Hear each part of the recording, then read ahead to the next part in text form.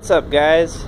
Today's video is on a John Deere SX95 rear engine riding mower or similar. I'm assuming this will be about the same with any transverse, meaning sideways, mounted rear engine John Deere rider. What this rider needs is a starter replacement, and as you can kind of see, the lighting's poor, but I've already got the starter out, but I want to give you a few pointers now that I've gone through it, and I can save you a lot of time in getting this job done. So the starter is on the front of the engine, or I guess you'd say the right side, but it's right behind the seat. So this is inside of the seat. We're on the passenger side of the mower. The starter's right here, and it's got two mounting bolts that face this black plate behind the battery.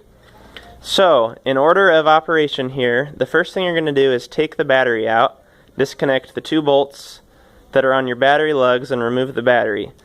Next, you want to take a wrench or a screwdriver or a tape measure or whatever you can do to measure down right to the middle of that bolt that's on the right side as you're looking at it. So it'd be the bolt closest to the filler neck. Here's the filler neck. That bolt. So you want to measure down inside this slot and see how far down you need to drill and make yourself a hole. What I did is took this unibit, and I think I drilled all the way down.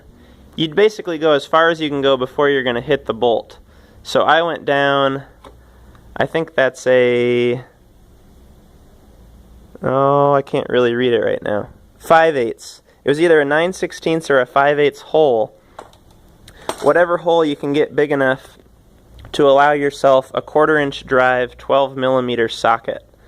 So, once you've drilled the hole, take your 12mm socket on an extension, and since you measured ahead of time, this hole should line up exactly with that bolt that's holding the starter in place. So you're going to undo that bolt, and then the second bolt will be right down through this slot, kind of ahead of the oil dipstick tube. So right down in there, you can get a 12mm wrench. Either that, or you can come in here. Sorry, the lighting is terrible. You can come in above the tire, kind of in the fender area, right under here, and break that other bolt loose, and that'll be your second bolt. So at that time, both bolts are out, the starter's free, and the last thing you need to do is disconnect the wiring from the bottom of the starter. So now that I've got it out, I can take you over here and kind of illustrate what that looks like. So here's the starter in place. We removed these two bolts, and the starter's hanging free. You want to then drop it down a little bit and turn it so that it's facing away from you like this. And what that does is gives you access to this nut right here that has two of your main battery cable and your alternator wire, and then you've also got this spade terminal here that has your ignition wire. So when this is facing you in the mower, you can stick your, I think it's actually a 13 on this, your 13mm on a long extension. Stick that in above the tire in the same spot that we went a second ago. Take that off. You can take your wiring off, pull your spade connector off, and now the starter's totally free. So the last step is to kind of feed this over towards the passenger side tire, get it resting on top of the tire, and then there's not quite enough room to pull it out. So what I did is rested it on the tire and then rolled the machine backwards and then pulled it out. So I'll show you that over here on the mower. When it's inside of here, I don't want to do it again, but it'll be on the other side of this fender area.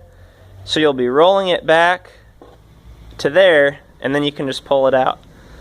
So that's that. There's a couple other wires just on spades to pull out. You'll see those in your way. I think there's 2 total. So you're going to undo the 2 mounting bolts. Oh, and sorry, the last thing, to get the starter out at the very end, you need to remove your oil dipstick tube. That's just one 10mm bolt right up on top here. So you'll remove that, slide it over to the tire, roll it back, and you're free. So that's what I came up with. Hopefully that helps.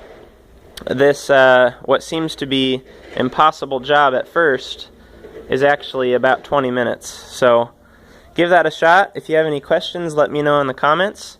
Otherwise, like and subscribe. If you're a regular viewer, I'll be back soon with the shop truck build. And if you're just viewing the channel for the first time, make sure to subscribe to see the 1968 Dodge shop truck be built. Thanks for watching. See you guys on the next video.